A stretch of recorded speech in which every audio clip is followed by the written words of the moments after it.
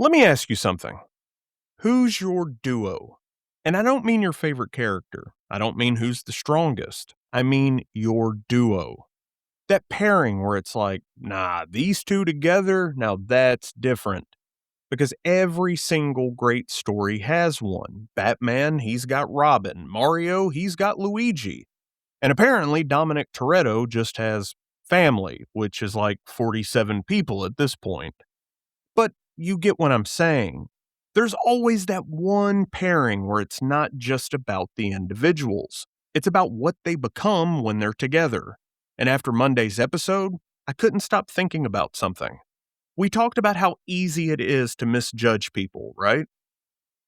How you can look at someone on the surface and think you've got them all figured out. And Naruto, this show does that constantly. It gives you a surface level read on a character, and then slowly starts peeling the layers back. And once that happens, those duos hit completely different. Because now it's not just, oh yeah, they are so cool together. It's, oh man, you saw something in them that no one else did. So today, we're not just talking duos. We're talking about what happens when you stop misjudging people and actually see them for who they are.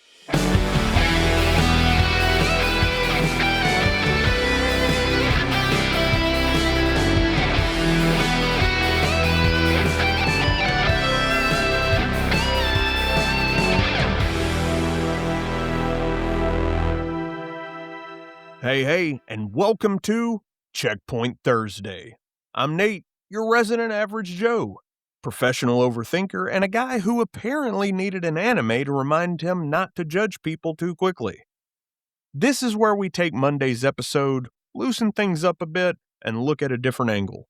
Monday, we talked all about how we misjudge these characters, and today, we're looking at what happens when you get it right, because these duos, they only work because somebody chose to see past the surface. Because here's the thing, none of these duos should work, at least not at first glance. If you judge them on the surface, they don't really make sense. Shikamaru and Choji, you'd think Shikamaru would write him off. Guy and Lee, you'd think Lee doesn't belong in that world at all. Naruto and Iruka, that one straight up shouldn't exist. But they do. And they work. Because somebody looked deeper. Because somebody made the decision to go, nah, there's so much more here. And once that happens, then everything changes. Because now it's not about labels anymore. It's not about first impressions. It's all about understanding. And once you understand someone, you move differently with them. You show up differently. And that's what makes these duos hit the way that they do. Alright, let's start with one of the realest duos in the entire show. Shikamaru and Choji. And I feel like this one gets overlooked because it's not necessarily flashy. There's no big dramatic rivalry, no we're gonna fight at the end of the series type of energy. It's just quiet. And that's exactly why it works, because if you look at this duo on the surface, you'd probably get it wrong. You'd look at Choji and go, oh, he's just the big goofy kid. He eats a lot. He's comic relief. And then you look at Shikamaru and go, all right, this dude's a genius. He's probably got better options. But let's be honest. On paper, this duo doesn't really make sense. But Shikamaru never sees Choji that way. Not even once. He doesn't see the jokes. He doesn't see the stereotype. He doesn't see what everyone else sees. He just sees his best friend. And that's everything. Because when someone sees you like that, when they don't reduce you to just one thing, when they don't box you in, you start to move differently. And you can see that in Choji. Because Choji isn't out here trying to prove himself to the entire world. He just doesn't want to let Shikamaru down. That's his motivation. And that's very real. Like, I think we've all had that one person where it's like, I don't care what anyone else thinks about me, but I care what you think. And that matters. And that's what Shikamaru is for Choji. And then you flip it the other way around because it's not just one-sided. Shikamaru, for as smart as he is, for as chill and as this is a drag as he tries to be, Choji grounds him. Choji gives him something to care about, because without that, Shikamaru could easily just coast. Be smart, do the bare minimum, stay out of everything. But when it comes to Choji, no. Now it matters. Now he's locked in, and that's where this duo really shows up. That Sasuke retrieval arc, man, this is where it hits. Because Choji has that moment where he knows what's in front of him. He knows the odds. He knows he's probably not walking away from this. And he still stands there. And it's not for glory, it's not to prove a point to the village, it's for Shikamaru. It's just, nah, man, this is my guy. I'm not letting you get to him. And that's the kind of loyalty you can't fake. That's not built overnight, that's built over time, through consistency, through someone choosing to see you over and over again.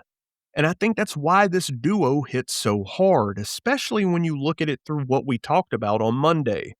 Because Shikamaru didn't misjudge Choji. He didn't go with the easy read. He didn't go with what everyone else thought.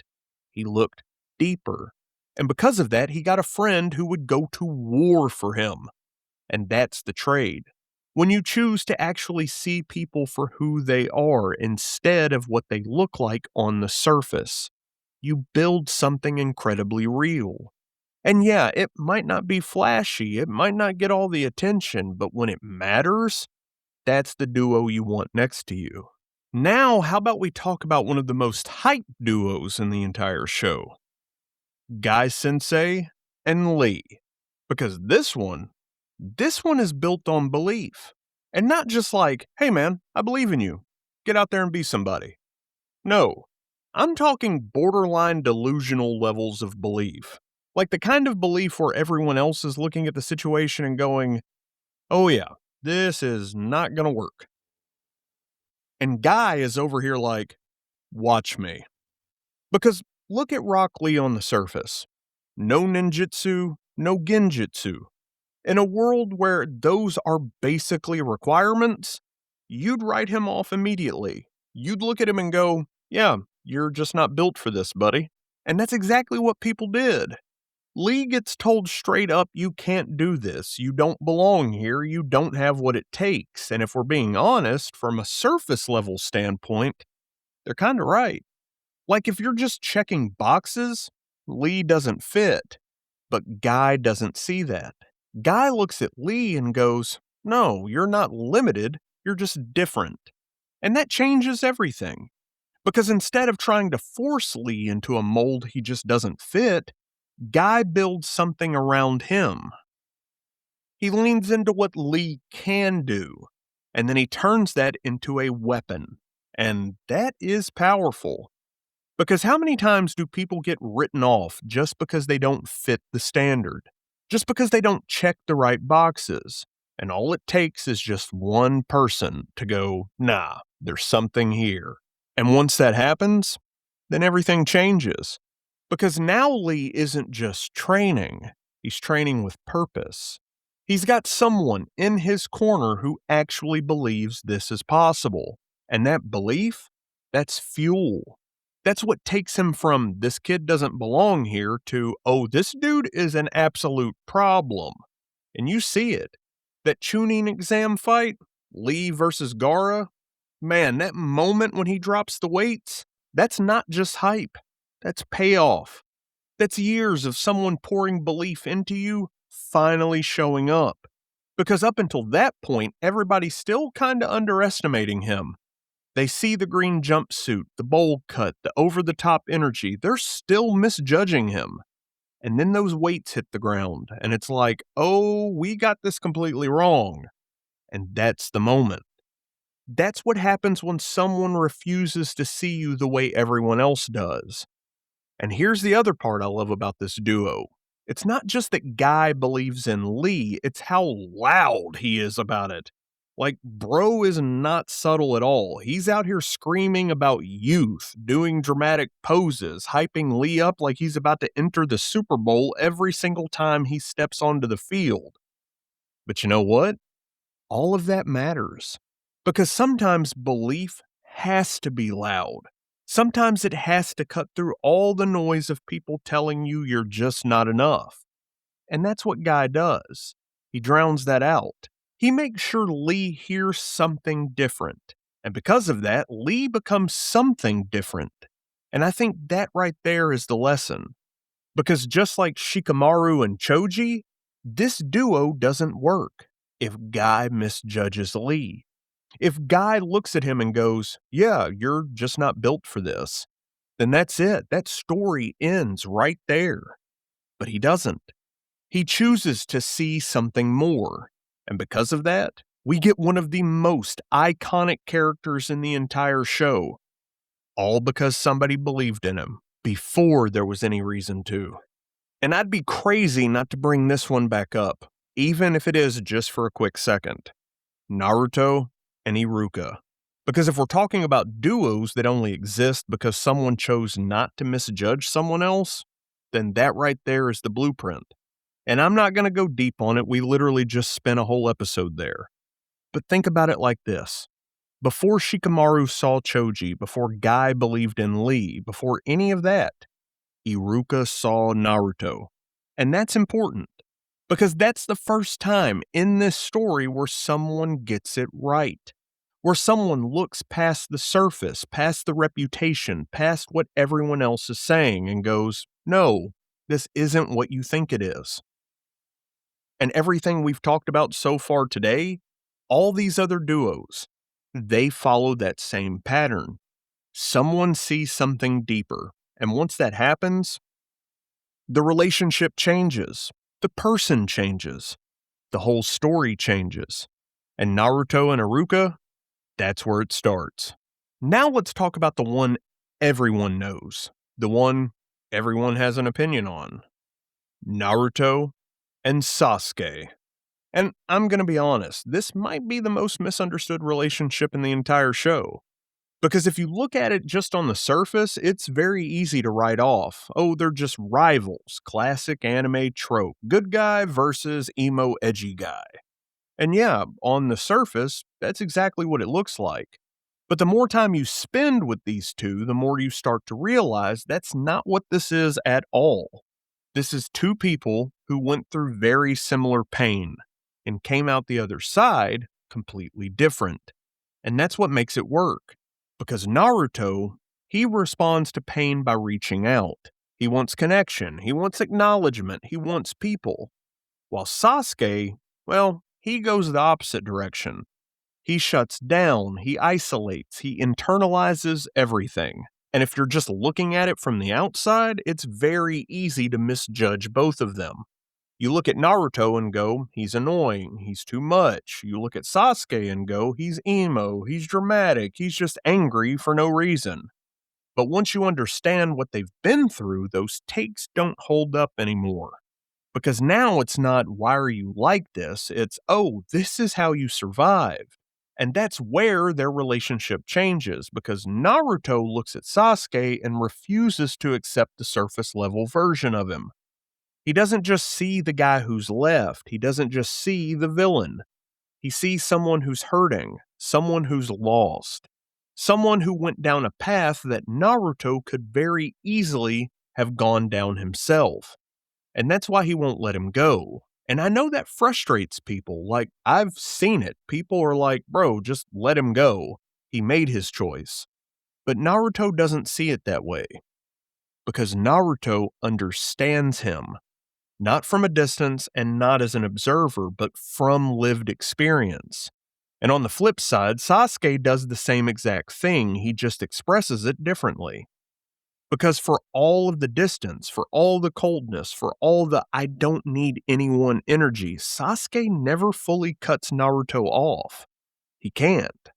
Because Naruto represents something to him, a connection he doesn't want, but cannot ignore. A version of himself that chose a different path. And that tension, that push and pull, that's what makes this duo work. It's not friendship in the traditional sense. It's not even rivalry in the traditional sense. It's necessity. They need each other. Not because they like each other and not because they agree, but because they define each other. Naruto is constantly proving that connection is worth it. And Sasuke is constantly challenging that idea, and neither one of them fully evolves without the other. And that's why this relationship hits so hard by the end.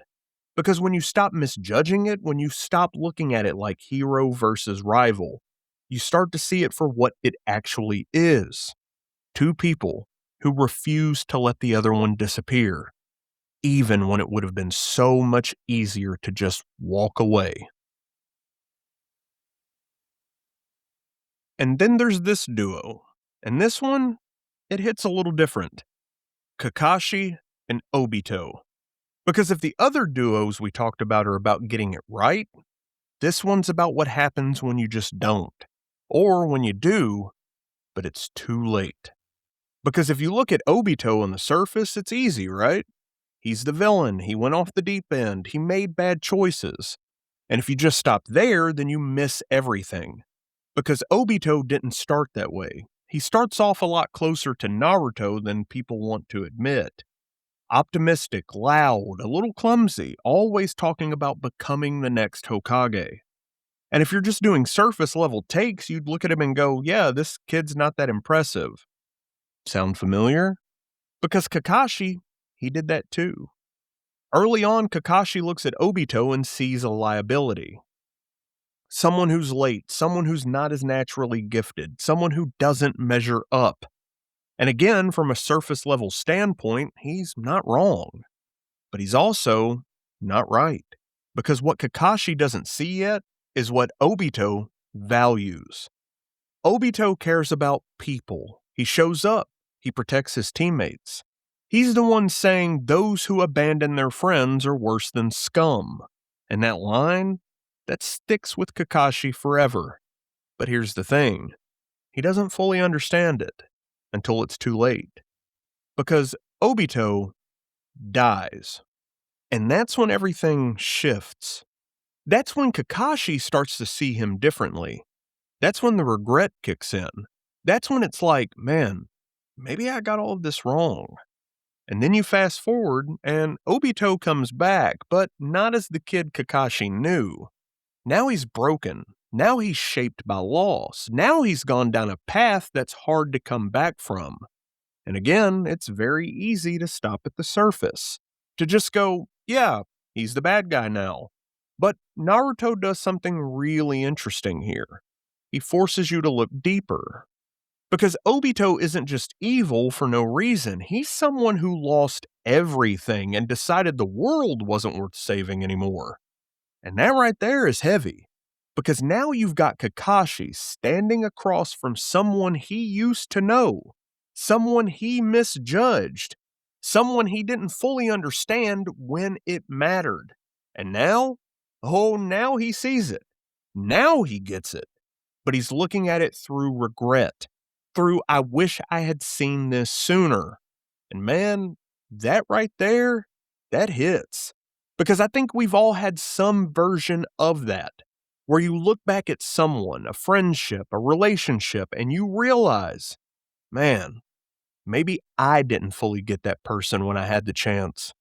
And now you can't go back. And that's what makes this duo so different from the others. Because it's not about loyalty, it's not about belief, it's about reflection. It's about understanding someone after everything's already fallen apart. And that's a tough place to be. Because now you're not just dealing with who they are, you're dealing with what could have been. And that's Kakashi and Obito. A reminder that sometimes seeing someone clearly comes a little too late. Now let's talk about Jiraiya. Because if we're being honest, this might be the biggest misread in the entire show. Like, on the surface, this man is ridiculous. He's a perv, he's unserious, he's out here doing quote-unquote research that absolutely no one asked for. And you're sitting there like, this is one of the legendary Sannin? And that's exactly why he works, because that's the version of him you see at first. But the longer you spend with him, the more that starts to fall away. Because underneath all of that, Jiraiya is one of the most grounded characters in the entire show. He's seen war, he's seen loss, he's been around long enough to understand how ugly the world can get. and he still chooses to believe in something better. And then he meets Naruto. And yes, on the surface, Naruto is chaos incarnate. Loud, annoying, no discipline, always doing the most. Very easy to write off. But Jiraiya, he doesn't do that. He looks at Naruto and sees something worth investing in. Not because Naruto's perfect and not because he's already strong, but because of how he moves.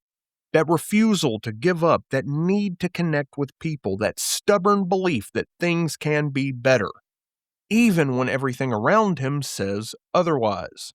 And Jiraiya leans into that. He trains him, pushes him, gives him space to grow. But much more than anything, he trusts him. And then you get to that moment when Jiraiya goes to face pain. And this is where everything starts to click. Because he knows he might not make it back. But he goes anyway. Not for glory and not for recognition, for information, for the village, for Naruto. And that's when you realize this isn't just some goofy mentor character. This is someone who believes in the future so much he's willing to die for it. And when he does, that's when it hits. Because now Naruto's not just carrying his own journey. He's carrying Jiraiya's belief too. And that's what makes this duo so important, because Jiraiya didn't misjudge Naruto.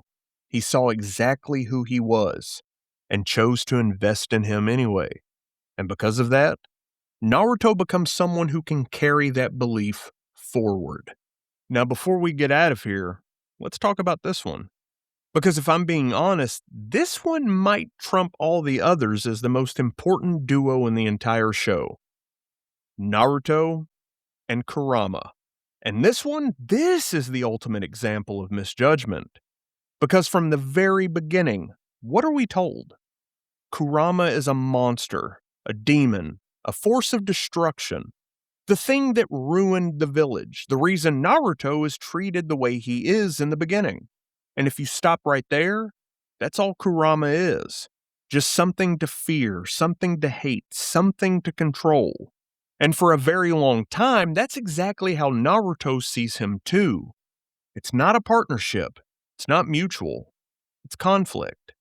Kurama hates humans.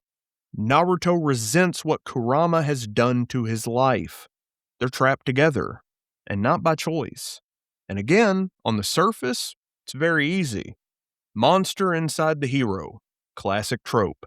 But Naruto doesn't leave it there, because over time, something starts to change. And it doesn't happen all at once. There's no single moment where everything just flips. It's gradual. It's Naruto starting to understand what Kurama actually is. Not just a weapon, not just a force of destruction, but something that's been used, controlled, feared, hated for a very long time. Sound familiar? Because suddenly Kurama isn't that different from Naruto. Both of them were treated like something to be controlled, something to be feared, something to be kept at a distance. And once Naruto realizes that, everything shifts. Because now it's not how do I use this power, it's how do I reach this being. And that's where Naruto does what Naruto always does. He refuses to treat Kurama like what everyone else says he is. He doesn't dominate him, he doesn't try to break him. He connects with him. And that's the turning point. Because Kurama isn't used to that. He's used to being controlled. He's used to being feared. He's not used to being understood. And slowly that wall starts to come down. And when it finally does, that's when you get one of the most satisfying shifts in the entire show. Because now it's not Naruto versus Kurama, it's Naruto and Kurama working together, trusting each other. And that only happens because Naruto chose not to misjudge him. Because he looked at something the entire world called a monster and said, there's more to you than that. And I think that's why this duo hits so hard, because it's the most extreme version of the message we've been talking about. If Naruto can look at something like Kurama, something that caused him so much pain, and still choose to understand it, then what excuse do we have?